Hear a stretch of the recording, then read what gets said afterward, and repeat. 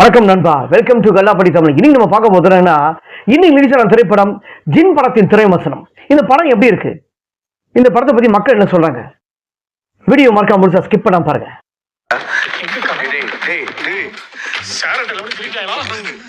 என்னடா பண்றீங்க? ஜின்னங்கடா காணடா. இவன் என்ன தேடிட்டு இருக்கான்? இதுதான் ஜின்னு. இதா சரி நீ அப்படியே டூல்ஸ் எடுத்துட்டு வந்துறேன். இன்னைக்கு இந்த ஜின்னை அடிச்சு உடைச்சு குடிக்காம மாட்டேன்.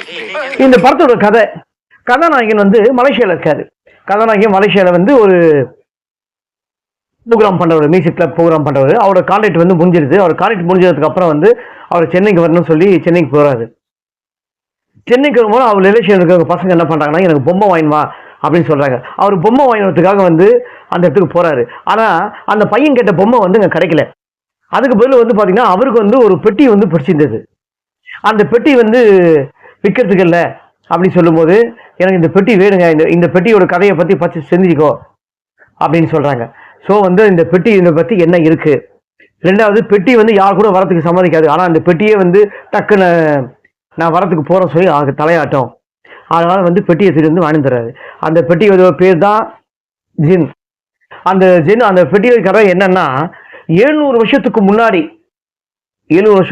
இந்தோனேஷியால மன்னர் காலத்துல போர் நடக்கும் போதும் சரி, எதிராளிகளை வெல்லணும்னு சொல்லிட்டு இந்த பில்லி சூனியம் இதெல்லாம் பாத்தீங்கன்னா இது பண்ணிப்பாங்க. அதுல நல்லதும் இருக்கும் கெட்டதும் இருக்கும். ஒரு ஜீன் பாத்தீங்கன்னா மன்னருக்கு நல்லதா இருக்கும். அதனால ஒரு தக்க பலமா இந்த ஜின் இருக்கும். ஆனா இந்த ஜின்னை கெட்ட ஜின்னா இருக்கணும் ஆக்கணும் சொல்லிட்டு ஆப்போசிட் எதிராளிங்க என்ன பண்றாங்கன்னா, ஒரு பில்லி சூனியெல்லாம் இது பண்ணி இவரை மாதிரியே ஒரு கெட்ட ஜின்னை உருவாக்கி மன்னரோட மனைவியை கொல்ற மாதிரி ஆக்குறாங்க. இந்த ஒரு கட்டத்துல இந்த ஜின் கெட்ட ஜின்னு சொல்லிட்டு மன்னரே சொல்ற அளவுக்கு வச்சிடறாங்க. அப்போ இவரை கட்டுப்பாட்டுல கொண்டு இவரை தீன் ஒரு இதில் அடைச்சிடுறாங்க. யாராவது ஒரு வெளியே கொண்டு வரவானான்னு தெரியாது. 700 வருஷத்துக்கு முன்னாடி இப்படி நடந்ததுதான் இந்த இது. ஆனா கதை இருக்கு, ஆனா இது இல்லை. இதுக்கப்புறம் இதை வாங்கின ஒரு சென்னைக்கு வராரு கதாநாயகர். சென்னைக்கு வந்தவுடனே வழக்கம் போல கதாநாயகியை பார்த்த உடனே ரெண்டு பேருமே பார்த்த உடனே அவங்கவுங்க மனசை பறி கொடுத்துட்றாங்க. கதாநாயகி எப்படியா கல்யாணம் கட்டிக்கிட்டேன்னு சொல்லிட்டு அப்படியே சுத்துறாரு. இந்த ஜின்னை திரும்ப உள்ள வைக்கிறாரு. இது பார்க்கறதுக்கு பேய் பெட்டி மாதிரியே இருக்குதுன்னு சொல்லிட்டு இவருடைய வடிவரசி, அண்ணாச்சி, வினோதினி இவங்கெல்லாம் பாத்தீங்கன்னா ஒவ்வொருத்தரும் இது பண்றாங்க. ஆனா இது நல்ல ஜின்னுங்க அப்படி, இது ஒன்றும் பேய் பொட்டி இல்லை. ஆனா இதை நம்ம வளர்க்கணும்னா 3 கண்டிஷன் இருக்கு. அந்த 3 கண்டிஷன், இந்த பெட்டி மேல தண்ணி படக்கூடாது, சூரிய வெளிச்சம் படக்கூடாது, பாலும் பிஸ்கட்டும் வைக்காம இருக்கக்கூடாது. அப்படி ஒண்ணு வளர்க்கணும்னு அவசியம். முதல் கண்டிஷன். கண்டிஷன் நம்பர் 2, இது மேல சூரிய வெளிச்சம் கண்டிப்பா படவே கூடாது அப்படின்னு கதாநாயகன் சொல்லுவாரு. ஆனா ஒவ்வொருத்தரும் இந்த பெட்டி வந்ததுக்கு அப்புறம் தான் அவங்க வீட்டுல ஒவ்வொரு சம்பவம் நடக்குது. இந்த பெட்டி வந்ததுக்கு அப்புறம் தான் வடிவரிசி பாத்ரூம்ல வலிக்கு வந்துருவாங்க. இவங்க கதாநாயகனோட அக்கா கன்சீவா இருப்பாங்க. அவங்க படிக்கட்டுல இருந்து விட பார்த்துருப்பாங்க. ஆனா படிக்கட்டுல இருந்து விட பார்த்தாலும் படிக்கட்டுல இருந்து யாரோ ஒருத்தர் பிடிச்ச மாதிரி இருக்கும். அதெல்லாம் அப்புறம் காட்டுவாங்க. இதுக்கப்புறம் அடுத்தடுத்து இவரோட மாப்பிள்ள பைக் ஆக்சிடென்ட் ஆகும். இந்த பெட்டி வந்ததுக்கு அப்புறம் தான் அடுத்தடுத்து நடக்குதுன்னு சொல்லிட்டு கதாநாயகன் கிட்ட எவ்வளவு தொந்தரவு பண்ணுவாங்க, இந்த பெட்டி தூக்கி வெளியே எடுத்து போடுன்ட்டு. ஆனா அவர் போட மாட்டாரு. அதுக்கப்புறம் ஒரு கடத்துல இவர் ஹாஸ்பிட்டல் வடிவெல்லாம் கூட்டு போகும்போது கதாநாயகி நர்ஸா ஒர்க் பண்றாங்க, அவளை லவ் பண்றாங்க, கட்டிக்கிறாங்க. இதுதான் கதை, ஓகேங்களா? ஆனா கதாநாயகன் கதாநாயகி திடீர்னு பாத்தீங்கன்னா ரத்த வெள்ளத்துல இருக்காங்க. அந்த கதாநாயகி ரத்த வெள்ளத்துல இருக்கிறத பார்த்துட்டு அந்த பெட்டியில வேற ரத்தமா இருக்கு. வீட்டுக்கு மருமகளை மாதிரி இந்த பெட்டி தான் சாவடிச்சிச்சுன்னு சொல்லிட்டு அந்த பெட்டி மேல ரொம்ப கோவப்படுறாங்க.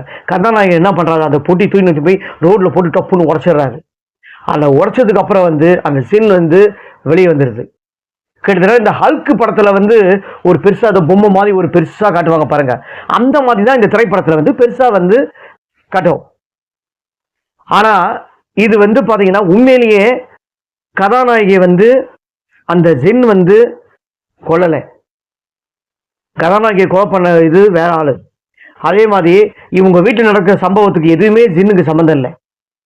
இது எல்லாத்தையும் நிரூபிக்கிறாங்க. கதாநாயகி ஏன் ஏன்னா அனாதன்றாங்க.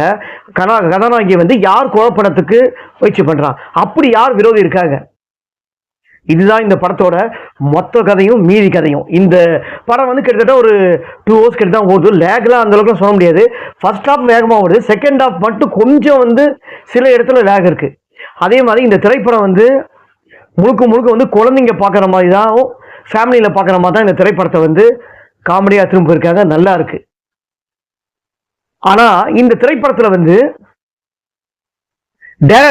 கதாநாயகன் ஹீரோ முகின் ராவ் வந்து சில காட்சிகள், எல்லா இடத்துல இல்லை, சில காட்சிகளில் வந்து நடிக்கிறது வந்து ஏதோ சொல்லி கொடுத்த மாதிரியும் நடிக்கிறாரு.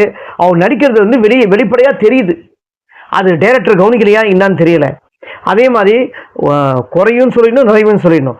படம் வந்து நல்லா இருக்கு, ஒரு தடவை பார்க்கலாம், எல்லாம் பண்ணலாம். ஆனால் இந்த திரைப்படத்தில் கிளைமேக்ஸ் வந்து சொதப்புற அளவுக்கு இருக்கு. கிளைமேக்ஸோட சிஜி ஒர்க் வந்து நல்லா இருக்கு.